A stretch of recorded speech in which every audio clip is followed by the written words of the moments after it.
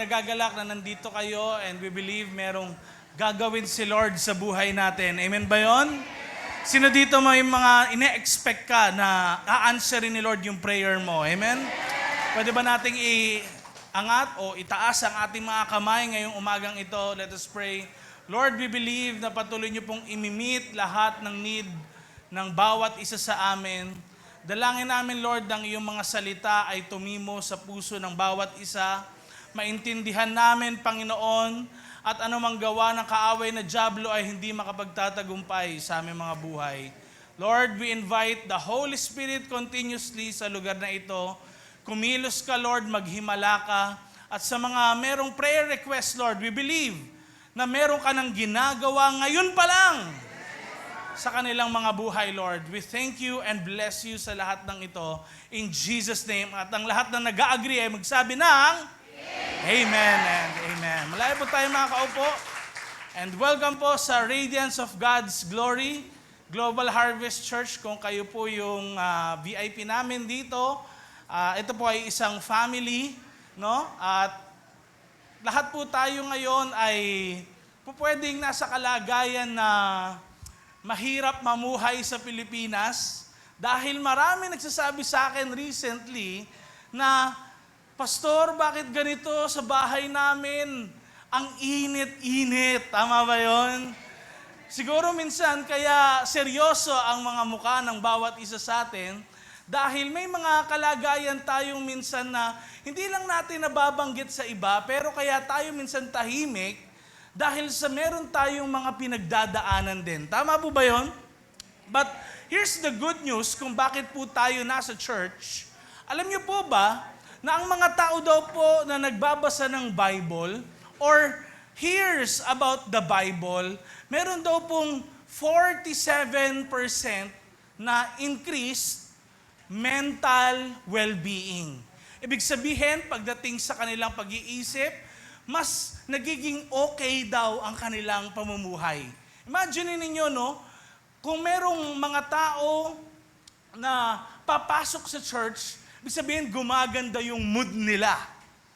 Kung pagpasok nila sa church, meron silang maraming mga daladalang problema, mga maraming isipin. Pagpasok nila sa church, gumagaang yung mga problema ng bawat isa. Sinong gusto nun? Amen? And we will hear God's word dahil nakakatulong ito sa ating mga buhay. At ganoon din po, ang Panginoon gusto niya ring magbago ng mga sitwasyon natin. Sino sa inyo rin dito yung parang dahil sa mga nangyayari sa iyong buhay, kung ano man yun, ay nagkakaroon ka ng mood disorder o kaya yung parang, alam mo yun, ang bilis mag-switch, mag-click ng mood mo, araw-araw, kanina, ang saya-saya mo, biglang mamaya nasa isang tabi ka doon, tapos, ganun ka na lang, di ba? Yung parang, ang seryoso mo na lang. Alam niyo po ba, meron daw 49% na lower likelihood. Ibig sabihin, mas mababang percentage na magkaroon ka daw ng mood disorders if you read the Bible, hear about God's Word. And marami daw, 54% naman, kapag nakakarinig daw po ng Word of God, talagang nagkakaroon sila ng pag-asa, nabubuhay yung kanilang pag-asa sa kanilang mga puso at buhay. Tapos, meron din daw 52% na nagiging peaceful o payapa ang kanilang mga kalooban. Sinong gusto ng kapayapaan? Yung gusto ng kaguluhan, sinong gusto? Gusto natin ng payapang buhay. We need the Word of God. Amen? Kaya, I believe, dahil sabi rin sa research, meron daw 51% na na-encourage naman. I believe, hopefully, hindi lang 51%, pero 100% lahat tayo sa lugar na ito ay ma-encourage ng salita ng Panginoon. That is why, meron po tayong series na Soul Care. Pag sinabing Soul Care, tumutukoy po ito hindi sa ibang bagay sa ating buhay, kundi sa kung sino po tayo. No? Ang katawan natin, na physical, hindi po naman talaga yan yung tayo lang, ano? Kung hindi, meron tayong tinatawag na kaluluwa. Ang kaluluwa po ay merong mind, merong will, merong emotion. At ang gusto ng Panginoon pagalingin, yung kaluluwa natin na nasusugatan ng maraming mga bagay.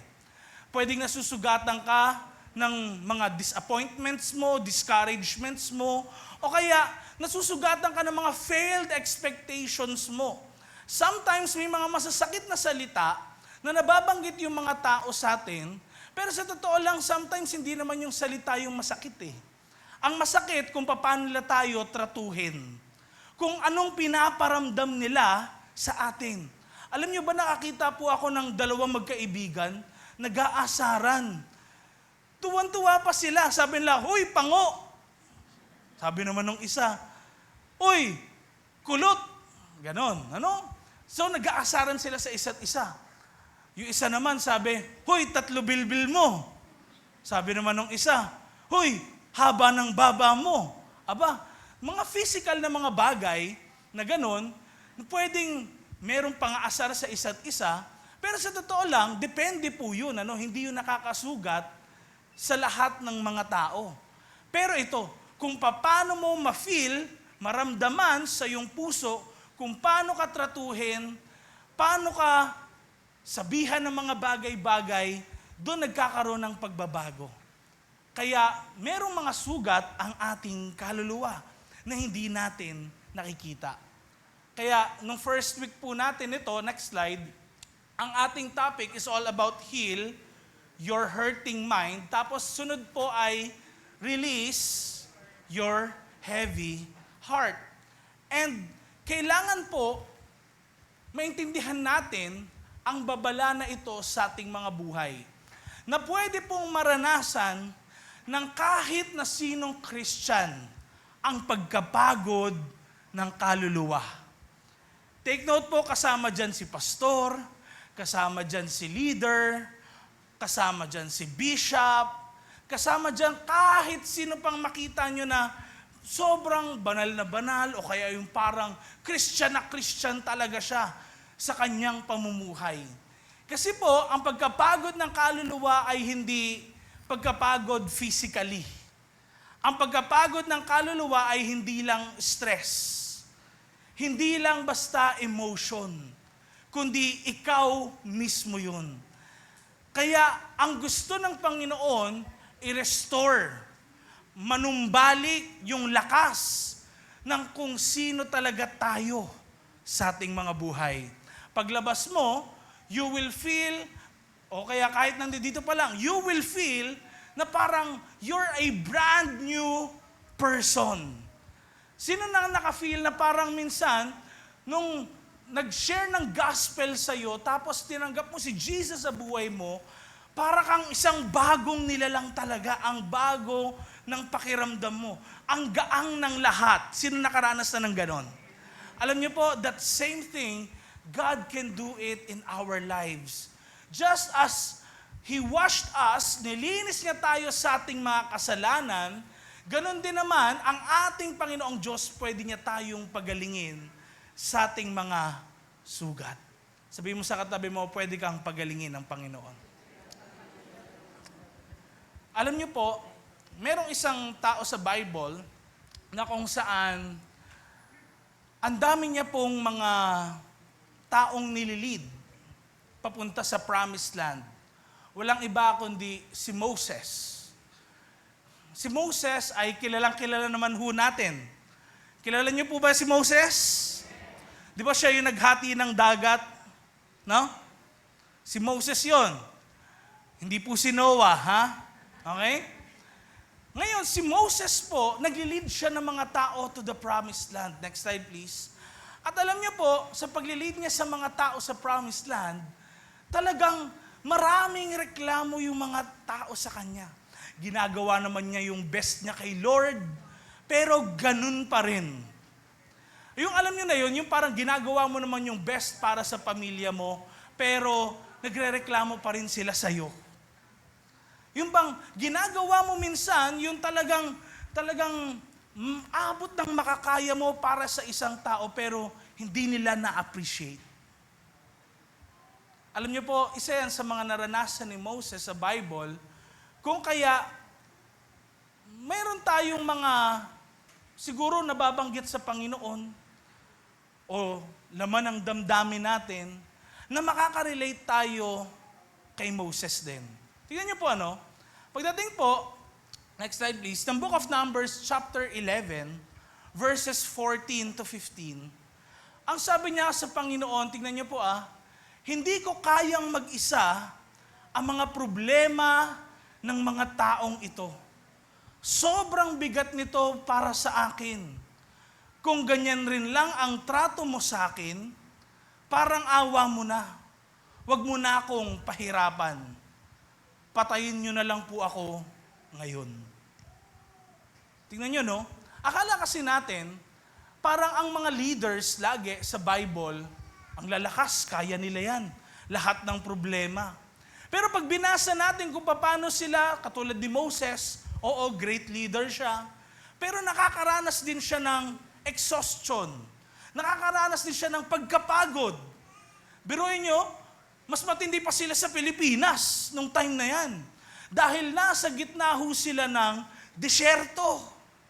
Mainit sa Pilipinas, di ba? Pero mas mainit dyan. Nasa Middle East po sila. Nasa lugar sila ng disyerto.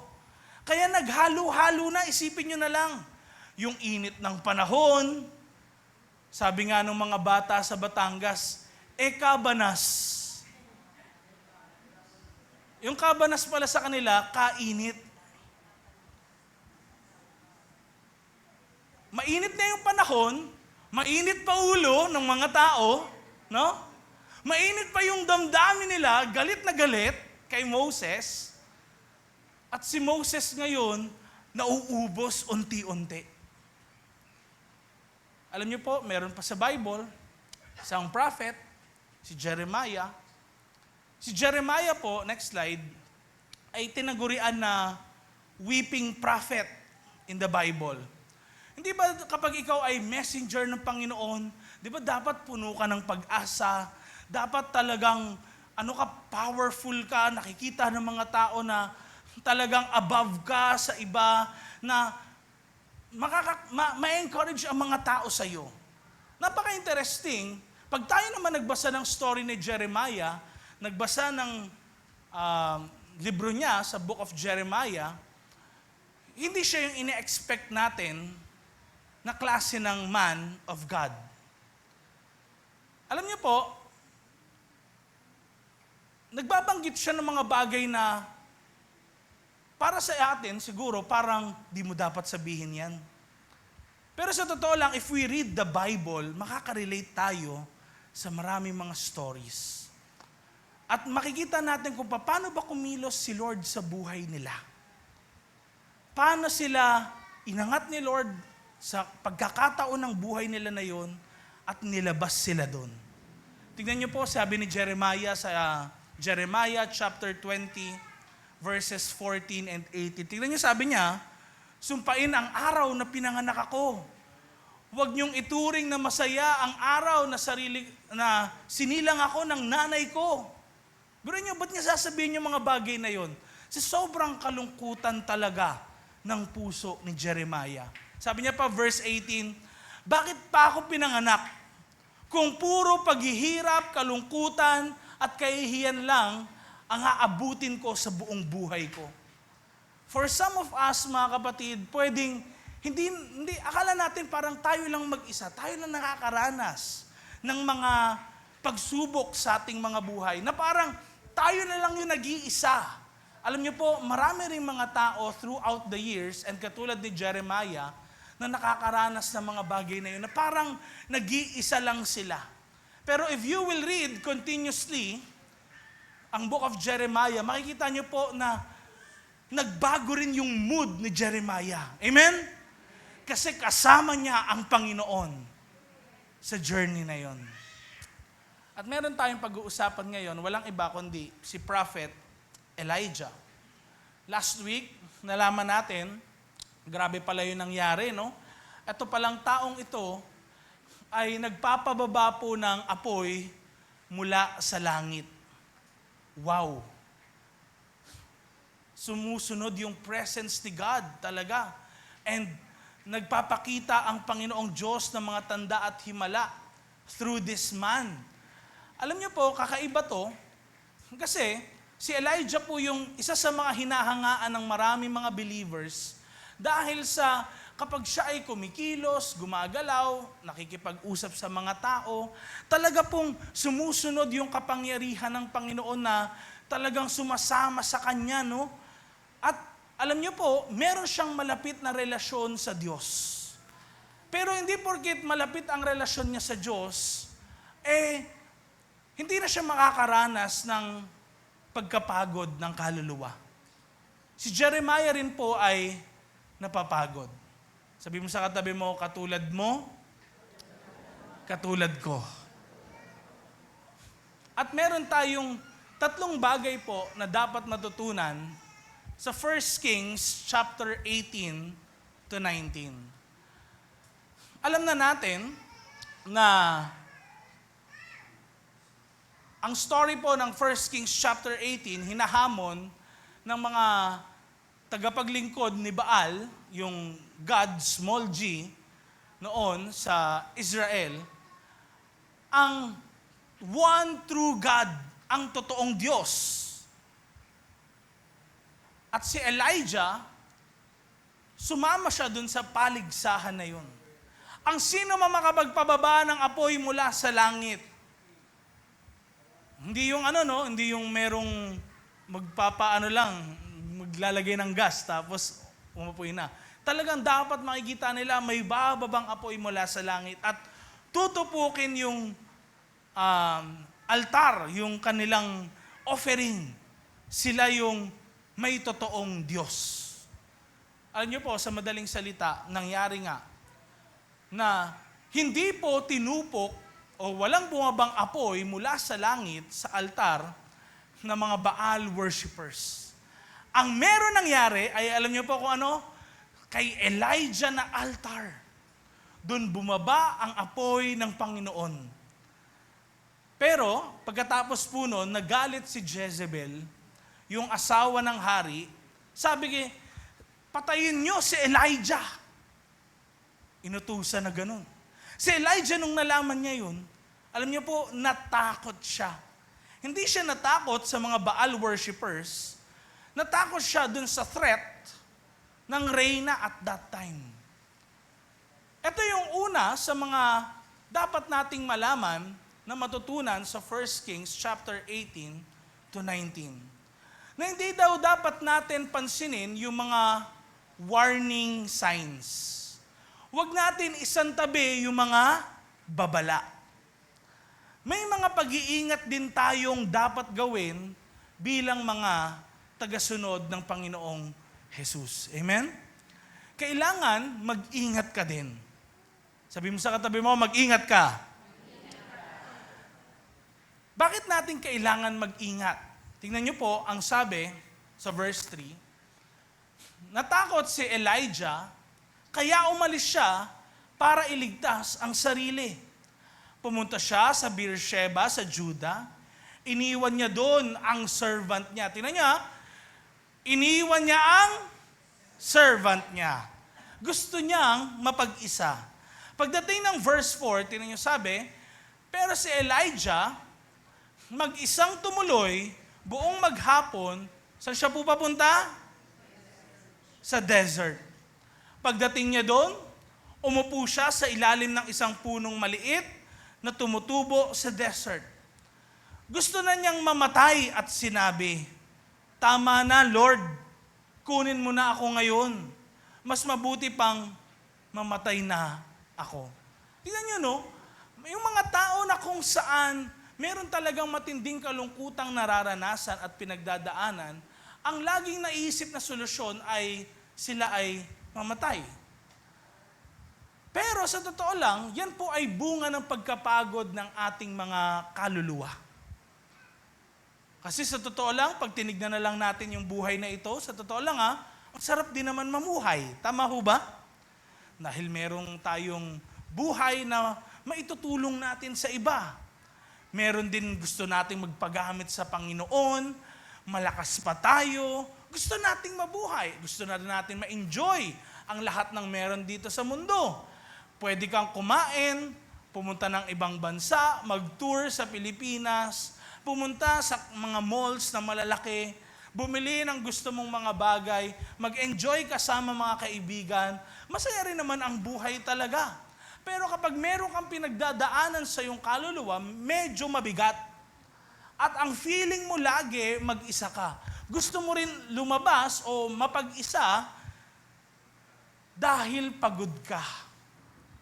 Pero ang Panginoon, mga kapatid, pwede kang i-restore. Amen? Alam niyo po, kapag pagod yung kaluluwa, yung mga temporary problems, nagiging permanent. Yung akala natin, ang tagal ng mangyayari na ito, hindi ko magagawa to, tapos, akala natin panghabang buhay na. Katulad ng bills ngayon, mga kapatid. Sino sa inyo tumaas talaga ng matindi yung bills ng kuryente? Grabe, di ba? Ako nung magbabayad na ako, natulala ako sa totoo lang eh. Sabi ko, hala, ang laki ng bill namin. Ang sakit. Tapos, nung pagka-pay ko na, parang, Tapos later on, sabi ko sa asawa ko, babayaran pala natin yun. Pero bago magbayad, ang feeling ko, parang ang bigat. Parang, yung problema ko na isang bayaran lang, parang magtatagal ata to, parang mahihirapan ata kami. Marami po sa atin, po pwedeng ganon ang mga problema rin natin. Nakikita natin ang mga bagay na mabigat. Kahit sa totoo lang, malalampasan din naman natin.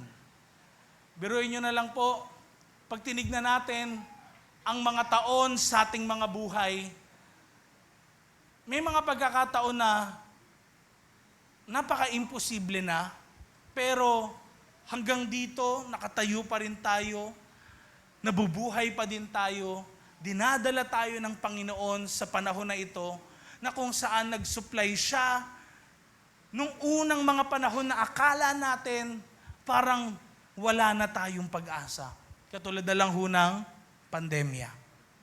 Marami ho sa atin hindi nakapagtrabaho, nahirapan, pero tingnan na lang natin kung paano si God nag-supply sa ating mga pangailangan hanggang ngayon. Amen? At tingnan na lang natin kung paano ka naitawid din ng mga magulang mo sa pag-aaral. Isipin na lang ho natin yung mga single mom, single dad na talagang naglilingkod sa Panginoon kasama ng mga anak nila.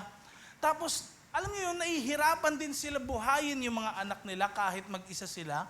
Pero napagtapos nila ng pag-aaral. Ang mga problema ay hindi permanente. Amen? Dadaan yan. Pag sinabing dadaan, hindi naman yung agad-agad mawawala, pero hindi yan magtatagal. Amen? Si Elijah, kaya po naranasan niya ang pagkapagod sa kanyang kaluluwa. Pag tinignan natin yung background niya, ang dami niya po talagang pinagdaanan. Next slide. May comparison. Biruin nyo ang dami pong prophet sa Israel. Thousands po yan. Hindi po si Elijah lang yung prophet. Pero, may mga prophet na tago, tas may mga prophet na talagang nakikita, katulad ni Elijah, sa labas sila. May mga prophet sa loob ng kingdom at that time, may mga prophet sa labas. Hindi na iiwasan na i-compare ng mga tao sa Israel si Elijah sa ibang mga prophets. Pag tinignan niyo po, ang mga servants ni Elijah, ang servant ni Elijah, isa lang. Si Elisha, isa lang din. Mga prophet, usually, may mga servant sila. Actually, pag tinignan nyo maigi yun, tumutukoy po yun sa mga tao rin na sumusunod sa kanila. Nulit ko po, tumutukoy din yun sa mga taong sumusunod sa kanila. Isolated din si Elijah, mag-isa lang siya. May pressure sa kanyang buhay, may death threat. Ang laki ng responsibility ngayong hinahawakan niya kasi, biruin niyo po, lahat ng propeta sa loob ng Israel nung time na yon, gustong patayin. Ang feeling ni Elijah, siya lang yung lumalaban. Kasi bakit? Nagtatago yung iba. Tapos yung iba, patay na rin talaga. Kasi ganun ho kalupit yung hari noon, hindi kasi siya talaga naniniwala sa totoong Diyos. At alam nyo ito, no? Si Elijah yung nakipag-confront, nasa na ibang mga prophets? Diba? Nasa na iba? Kaya nga pag binasa nyo po sa chapter 19, sabi niya, Lord, ako na lang yung natitira. Tapos sabi ni Lord sa kanya, hindi, may iba pa. Marami pa kayo. Tapos one time, na-meet niya si Obadiah, yung puno na namamahala dun sa kaharian ni Ahab. Alam niyo po, si Obadiah pala, meron siyang mga tinatagong prophet kay Ahab. Si Obadiah pala yung dahilan kung bakit nakakalaya yung mga ibang propeta. Dito natin makikita na si Elijah at this moment ng kanyang buhay, pwedeng may self-pity pala siya. Hala, ako na lang, ganito na lang ako, maraming criticism, nag-overthink, at po pwedeng ganyan din yung mga nararanasan natin sa pagkakataon na ito. Nag-overthink ka ba, mga kapatid? Nag-overthink ka ba ngayon? Nai-stress ka ba? Meron ba ditong mga natatakot? Meron ba ditong mga nakakaranas na parang nako-compare mo yung sarili mo sa iba? Alam niyo po, hindi naman po yung kasalanan, pero nakikita lang na tayo ay dumadaan sa tinatawag na pagkapagod ng kaluluwa. Last Sunday, kung kayo po ay nandito, na-illustrate ko po about the 1% battery. Sino nang nakakaalala po nun? Diba? Pag 1% na yung battery ng cellphone mo, ano nangyayari? Naglalag na. Kahit ayos naman yung screen, okay yung signal, okay yung mga applications, hindi na siya nagpa-function tulad ng normal. Hindi naman siya sira, pero anong meron? Lobat kasi. Pag lobat, hindi mo mafa-function properly yung cellphone mo. Actually, parang ganun din yung ating mga kaluluwa. Hindi siya nagfa-function properly kung hindi tayo nagpapa-recharge, nagpapalakas sa Panginoong Diyos na buhay. And I believe kaya tayo pumupunta dito sa church dahil gusto natin maging fully charged tayo. Amen? Amen.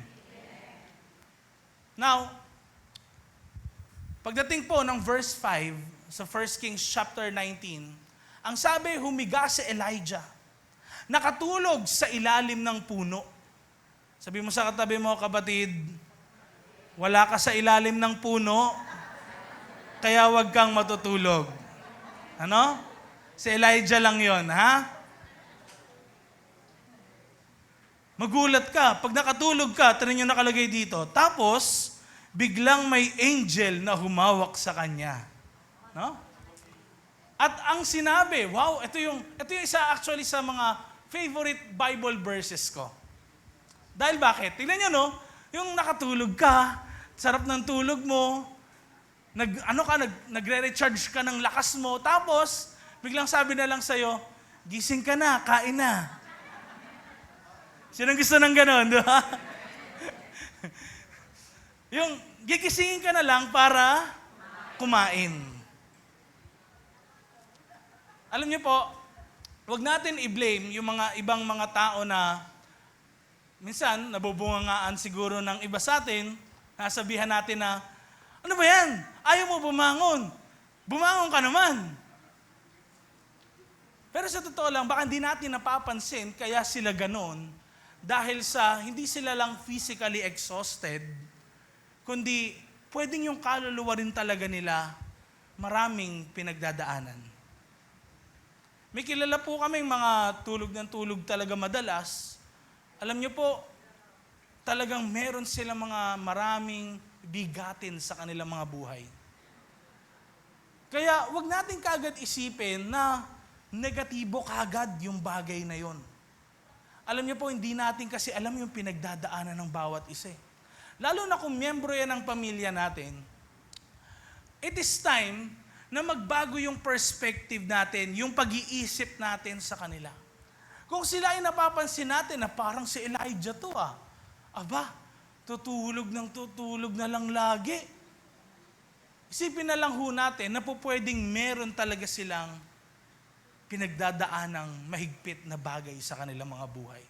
Hindi natin nakikita. Amen? Pero kasi nandiyan yun Kaluluwa. At gusto ng Diyos ma-restore, lumakas ang ating mga kaluluwa. Huwag natin i-ignore yung signs na yun. Pag meron kang mga pinagdadaanan, wow, ginagamit ka ni Lord sa ministry, huwag niyo po isipin na habang buhay, malakas ka na ganun. Kasi darating talaga yung time, may time na manghihina ka rin. Hindi naman ho tayo Diyos. Tao ho tayo.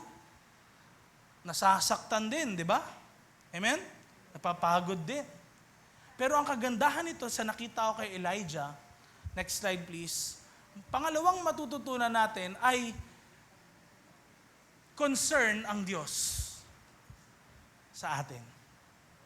Akala natin kapag malakas lang tayo, dun lang ina-answer ni Lord yung prayers natin. Pag malakas tayo, dun lang si God kumikilos at nagmi-miracle. No?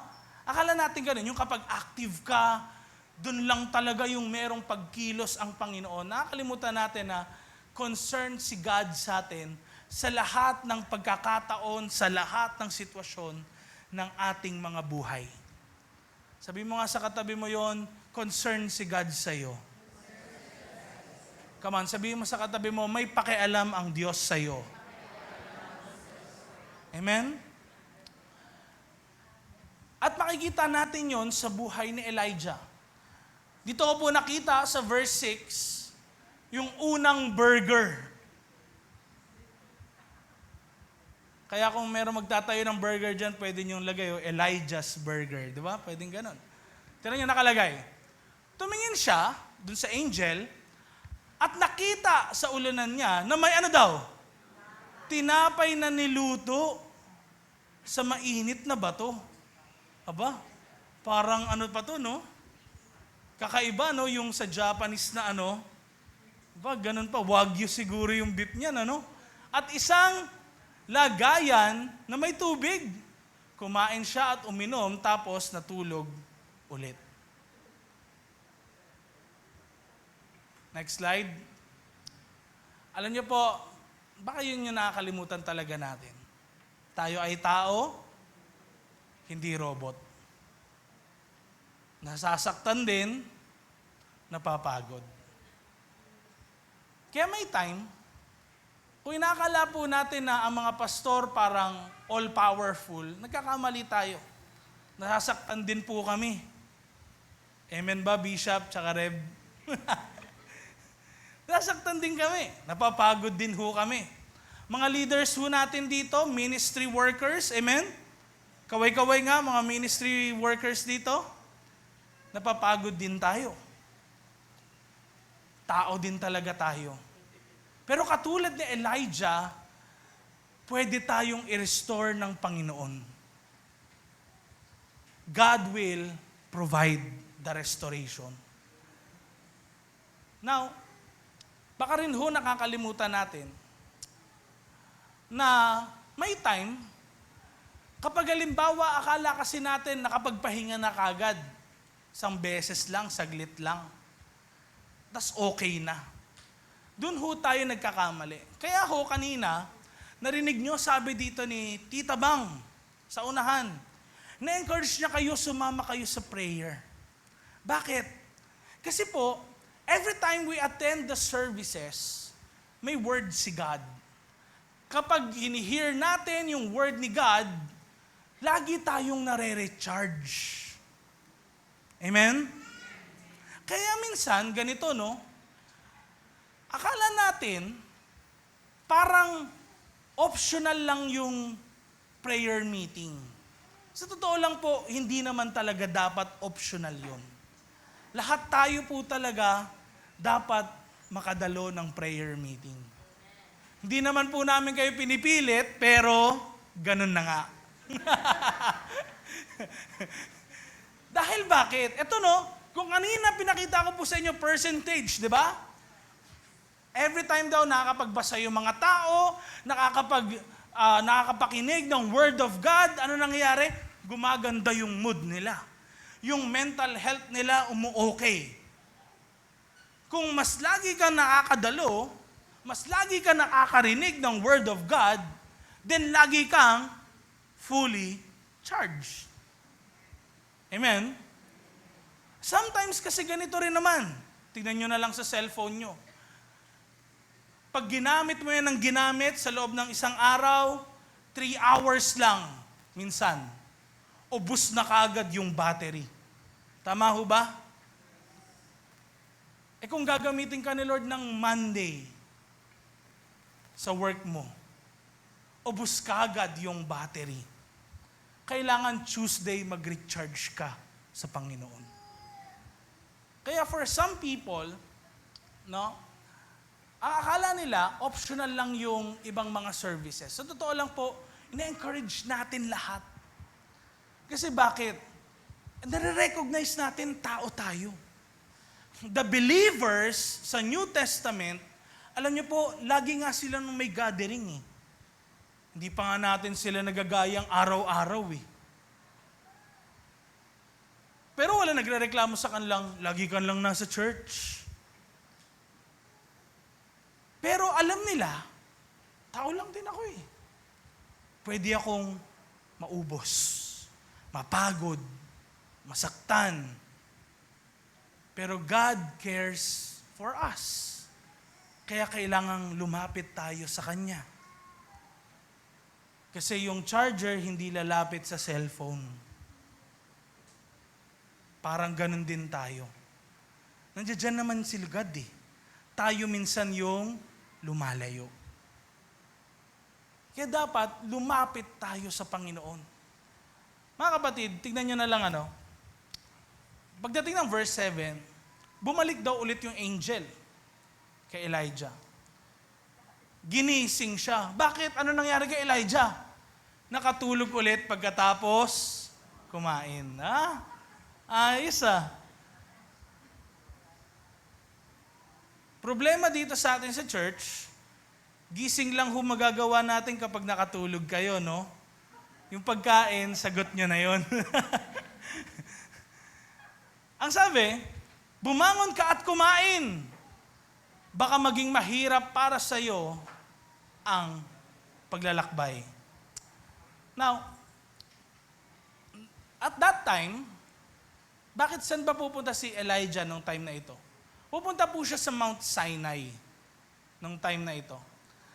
Noon po meron kasi silang kaisipan na ang Diyos ay mamimit mo sa bundok, no? Sa high places. Kahit anumang tradisyon sa buong mundo, sumusunod sa ganong klase ng kaisipan. Kaya makikita niyo po yung mga pyramids, yung mga ganyan, temples, tas matataas. Kasi ang kaisipan po ng mga ancient people, ang Diyos ay matatagpuan sa matataas na mga dako. Kaya tignan nyo na lang sa Greek mythology, meron tinatawag na Mount Olympus. Sa bundok ng Olympus, nandoon yung mga gods. So, noon po, sa ancient world, ganun talaga yung mindset nila. Kaya si Elijah pumupunta ng desert kasi pupunta siya ng Mount Sinai. Para ano? Magpa-recharge sa Panginoong Diyos. Yun yung faith ni Elijah at that time. Based yun sa mindset nila, no? Nung time na yun. Ngayon, din niya sabi, bumangon ka at kumain. Hindi sinabi ng angel of the Lord na tulog ka na lang ng tulog. Ano ba nangyari sa'yo? Ba't ka nagkaganyan? Ba't ka nada-down? Di ba prophet ka ng Panginoon? Hindi siya ginanon. Because God knows yung capacity at capability natin. At gusto ng Panginoon talagang unti-untiin tayo sa pagre-restore. Mga kapatid, hindi madaling mag-recharge din. May oras ka ring hihintayin. Tama po ba ako? Hindi rin ho talaga madali. Ang pahinga po, tandaan natin to, hindi po ito kahinaan. Ang pahinga po ay actually, sa biblical theology, pagsamba. Akala kasi natin kapag nagpapahinga, parang wala kang ginagawa. Take note, yung pahinga po na tinutukoy ko dito, hindi yung paghiga mo sa kama. May service dito, tapos di ka na dumadalo, higa ka lang ng higa. Hindi po yun, ano? Yung pahinga na tinutukoy ko dito ay yung kung ano yung ginagawa mo lagi, hindi mo na gagawin. Hindi mo muna gagawin. Halimbawa, katulad ng Sunday services, isa po itong pahinga. Bakit? Kasi hindi ka naman nagtatrabaho. Hindi ka tulad ng Monday to Friday mo or Monday to Saturday na work. Nagigets po natin. Nagigets po natin? And in the Bible,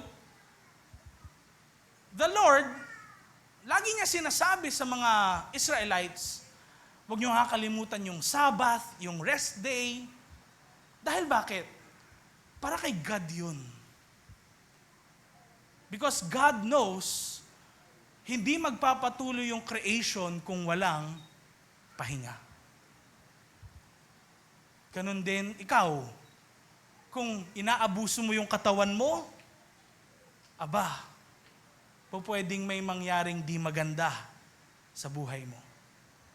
Pero, kung ikaw ay magpapahinga, maaari mong maiwasan yung hindi magandang bagay na yon. Ang pahinga po ay pagsamba dahil, bakit?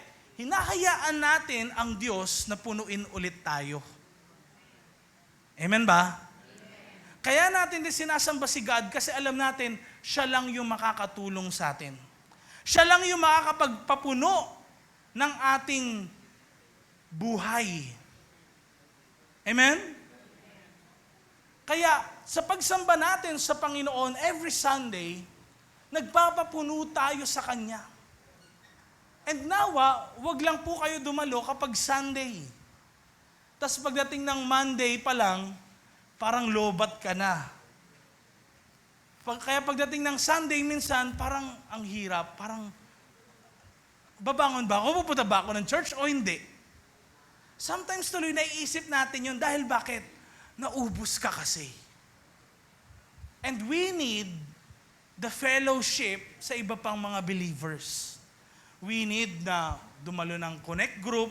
Kung mayroon kayong connect group ng Friday, Saturday, o kaya dumalo ka rin ng prayer meeting kapag Tuesday. Dahil bakit? Doon ka pupunuin ng Panginoong Diyos na buhay. Kung paanong pinuno ni God si Elijah, kaya ka rin niyang punuin. Next slide please. Sabi sa verse 8, sabay-sabay natin basahin. Malakas na tinig. 1, 2, 3, go. Kaya bumangon siya, kumain at uminom.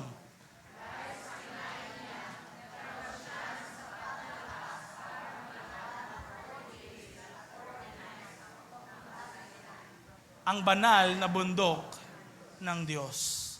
So tinan nyo, no? Sabi, bumangon siya, kumain at uminom. Yun yung actually kailangan nating gawin spiritually.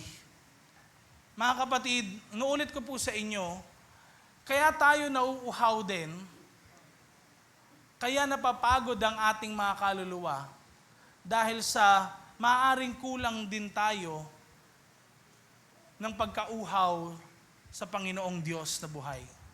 Sabi ni Jesus, di ba, nung tinetempt siya ni Satan, sabi kasi ni Satan, gawin daw tinapay yung mga bato. Sabi ni Jesus, nasusulat? Hindi lang daw sa tinapay nabubuhay ang tao, kundi daw bawat sa mga salitang lumalabas sa bibig ng Panginoon. So, tinan nyo, no?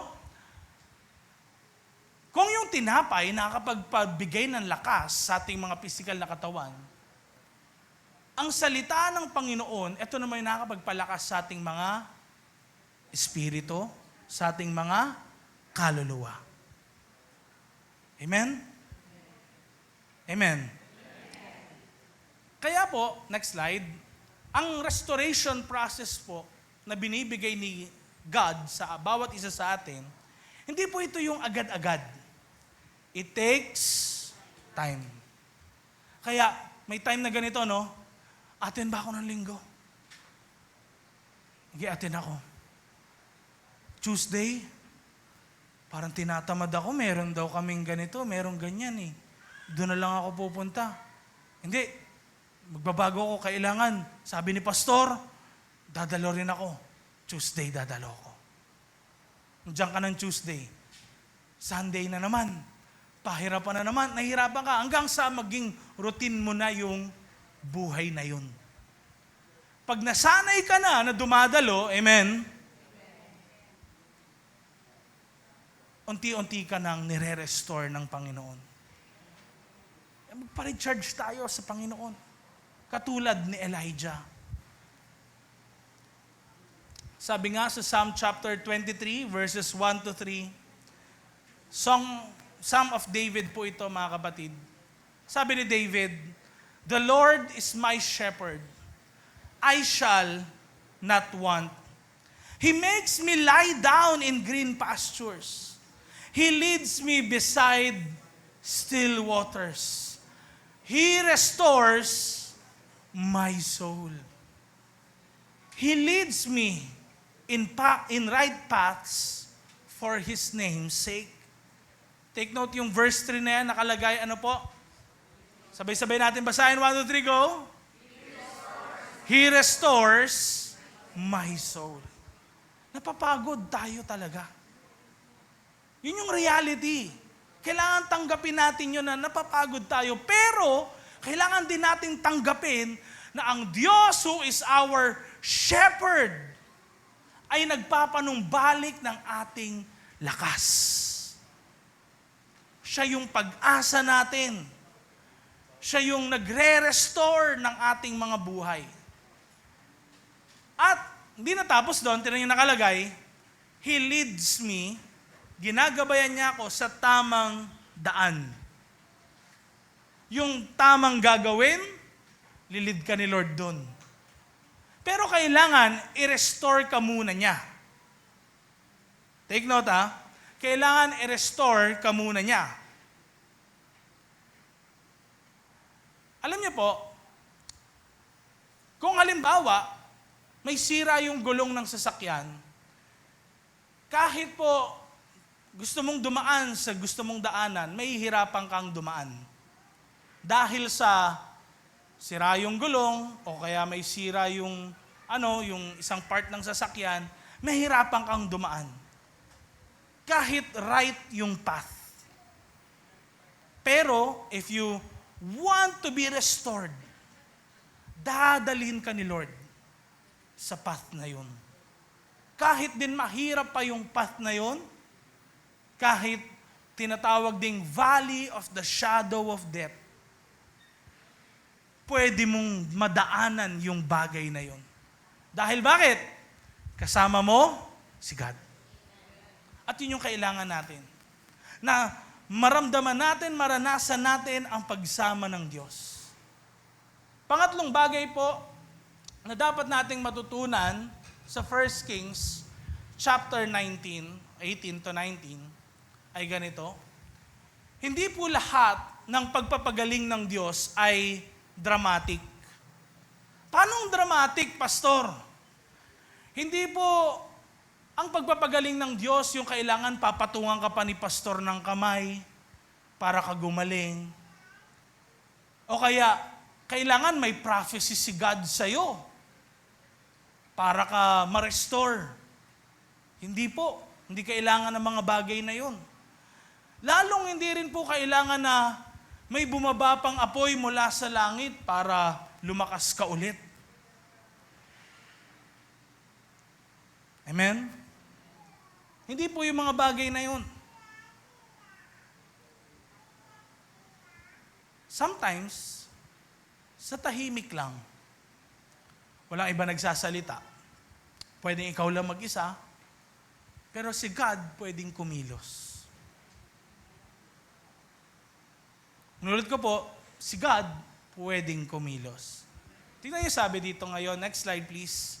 Sabi sa verse 11 to 13, ay ganito. Sabay-sabay natin basahin please. 1, 2, 3, go. At biglang dumaan si Lord at umihip ang napakalakas na hangin na bumiyak na mga bundok at dumurog sa mga bato. Pero wala si Lord sa hangin. Grabe daw yung hangin, di ba? Pero wala si God sa hangin. Sino sa inyo kapag may bagyo, nakakarinig ng ihip ng hangin? Yung, woo! Mga ganun, di ba? Ayun, shh, shh, ganun ba? Pero ang sabi ito niya, may malakas na hangin, pero wala daw si God sa hangin.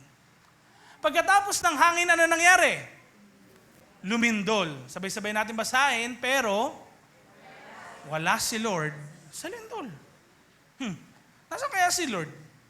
Tingnan nyo Verse 12, anong sabi? Sabay-sabay natin po basahin, may malakas na tinig. Pagkatapos lumindol, nagkasunog, pero wala si Lord sa apoy. Pagkatapos ng sunog, may malumanay na bulong.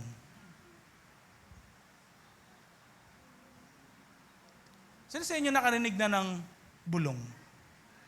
May bulong bang, andito ako! Pag bulong, di ba? Andito ako. Parang minsan nakakatakot, ano?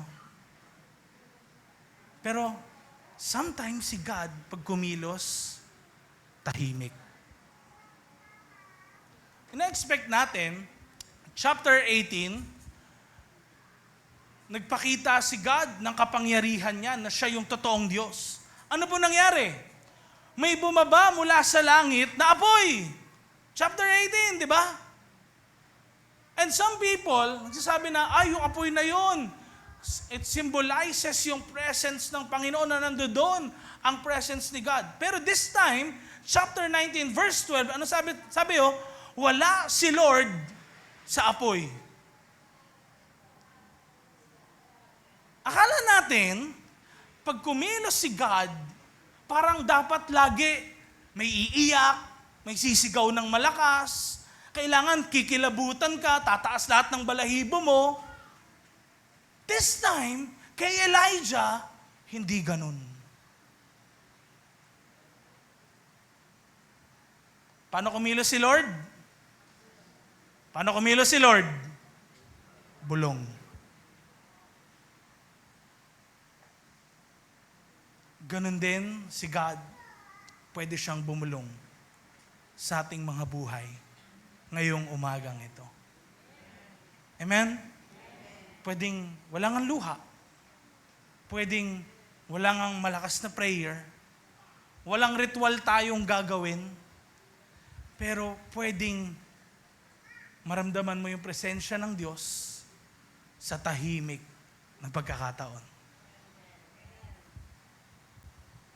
Sometimes po, nagre-restore si Lord sa mga tahimik ng pagkakataon nating buhay. Yung bang, wala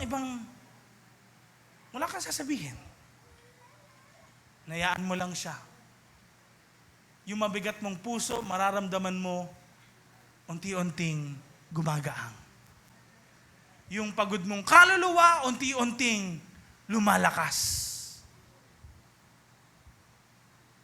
yung naguguluhan mong pag-iisip, unti-unting umaayos. Mga kapatid, tignan nyo, no? Pagdating ng verse 13, ito yung nangyari. Sabay-sabay natin basahin. Nung narinig ito ni Elijah, binalot niya ng balabal ang mukha niya, lumabas siya at tumayo sa bukana ng kuweba. Tapos may boses siyang narinig na nagsasabi, "Anong ginagawa mo dito, Elijah?" Mga kapatid, after nito, na nagkaroon siya ng confrontation kay God, binigyan po siya ng direksyon sa gagawin niya. Tignan niya, tumakbo siya kay Jezebel, nagtago siya sa desert, hindi niya alam kung saan siya pupunta. Doon siya natulog. Walang direksyon yung buhay niya. Pero after niya na ma-meet yung presence ni God, nagkaroon ng direksyon ulit yung buhay niya. Alam niya na ngayon yung dapat niyang gawin. Tignan niyo, di ba, kapag tinamaan tayo ng matinding problema, hindi natin alam kung anong gagawin eh. Minsan pa nga, mahirap mag-decide kapag stress na stress ka. Dahil bakit? Magiging impulsive ka rin sa mga decisions mo. Tama ho ba? Pero, kung mapapansin natin dito, si Elijah, lumapit siya kay Lord. Hinanap niya yung tanging makakapuno ng kanyang kaluluwa. Nawa, ang prayer ko po sa umagang ito, hanapin natin ang Diyos. Na siya lang kasi yung makakapagpapuno ng ating kaluluwa. Mga kapatid, nawa, kumilos si God sa ating mga buhay in ways na kung saan hindi natin inaasahan. Kapag si God merong bagong bagay na ginagawa, alam niyo po ba yon? Pag si God merong bagong bagay na ginagawa, hindi po yun parang, ang tawag dito?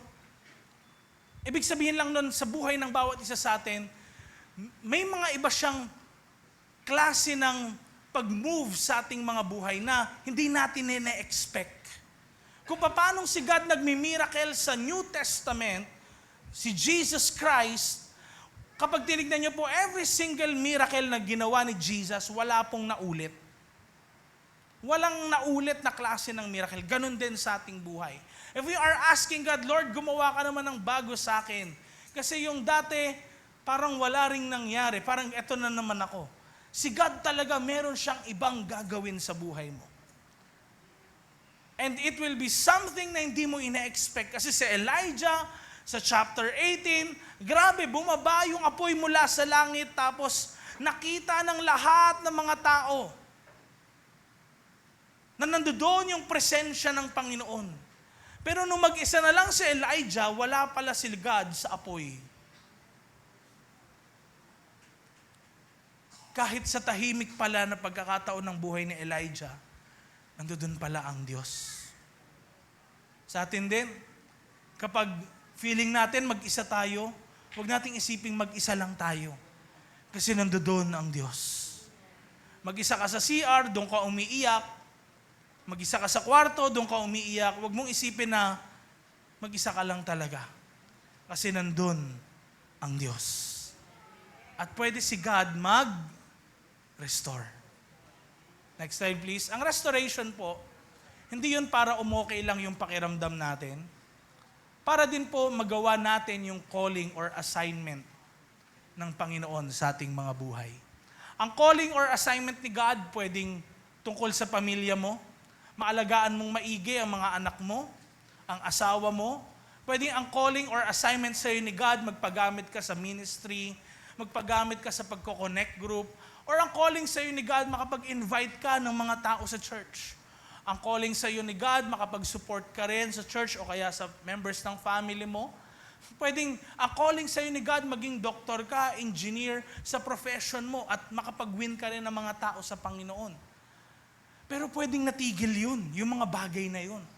And God is restoring yung bagay na yun sa yung puso. Sometimes napagod ka, pero this time, sa paglapit natin sa Panginoon katulad ni Elijah, pwedeng walang sounds tayong maririnig. Walang kanta. Walang pagpatong ng kamay. Pero I believe, kayang mag-speak ng Holy Spirit sa ating mga puso. Tayo po lahat ay tumayo.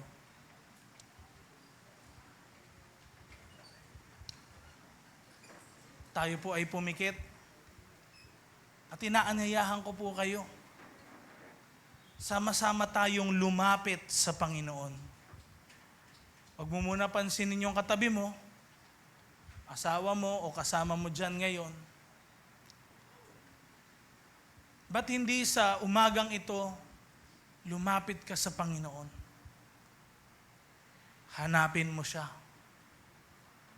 Kung merong mabigat na dalahin ka sa iyong puso, sugatan yung kaluluwa mo ng maraming mga bagay. Sa umagang ito, sa tahimik lang na pagkakataon, sandaling ito, sabihin mo, Panginoon, kausapin mo po ako, baguhin mo ang sitwasyon ko, ang kaluluwa ko, i-restore niyo.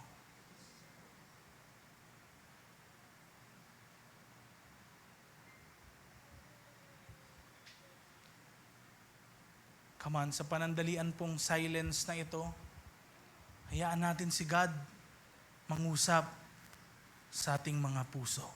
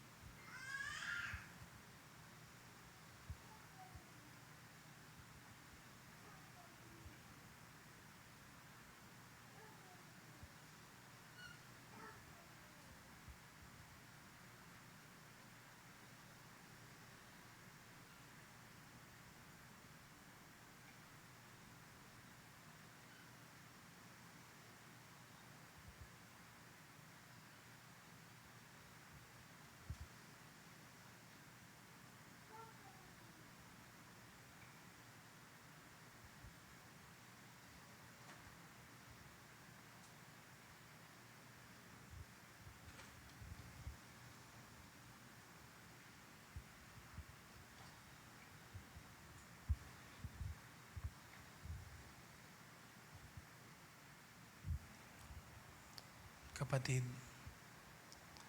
andito ang Panginoon sa ating kalagitnaan. Dahil 2 o 3 taong nagkakatipon sa kanyang pangalan, ando doon siya. Kahit hindi natin nararamdaman o nakikita, andito ang Panginoon. At pwede mong sabihin sa kanya lahat ng mga dalahin na meron ka. Lahat ng mga worries sa iyong buhay. Discouragement man yan. Failures. Pwede mong banggitin sa kanya.